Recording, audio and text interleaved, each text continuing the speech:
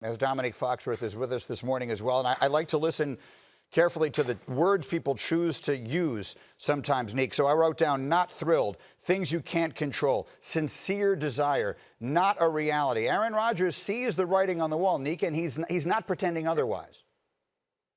Yeah, he's a very smart and practical person, and it showed in the comments that he made right there. I think that everything he said right there was completely honest, and it was fair and true. And it showed that he was disappointed and a little upset with how things have panned out. He said that he can't say that he was thrilled. That is the nicest way, and we all know this from having parents. When you're out in public, that is the nicest way they can be. That is the same as that dirty look. That's the nicest thing they could say when they really want to say or do something completely different. So I understand where he's coming from. I appreciate that he gave us a little insight, and he's also right. We always kind of ridicule the players in these situations when they just play elsewhere. But I think he just kind of furthered that point where there is no loyalty in sports. And it's reminded who else deserves loyalty more than a guy like Aaron Rodgers, what he's meant to that organization for so long. And then to have them do this on the heels of the same thing that they did to Brett Favre. Like, I'm not mad at them for doing it. It can be justified. But let's also understand that there are people on the other side of these decisions like Aaron Rodgers. What did you think of it, Marcus?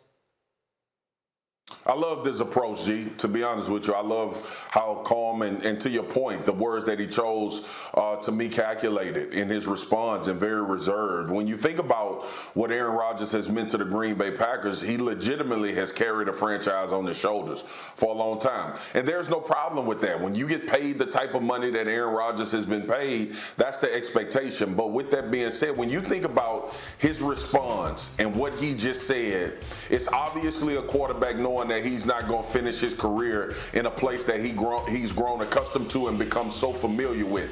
And for him to already be leaving those little nuggets out there about the team has to look out for their future, I plan on playing well into my 40s, i.e. I won't be here well into my 40s, I think was a great response to what they did in the draft. So where we are now today with Aaron Rodgers is this, G, based on this draft. And this is the part that I get excited about.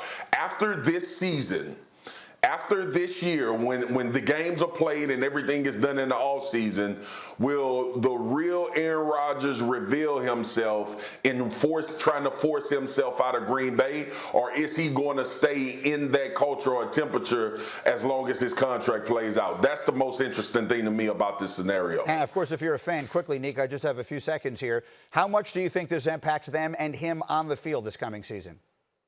Yeah, I think it does impact him. I remember when this first happened, we talked about how Brett Favre had a really good season. That team had a really good season. And then they brought in Aaron Rodgers, and suddenly everything's off the rails. I think it's unlikely to believe that you can have such a seismic impact on a team like this and expect them to come out and be in the championship game another year, especially when you don't add the players that people think they need immediately. Thank you for watching ESPN on YouTube. For live streaming sports and premium content, subscribe to ESPN+.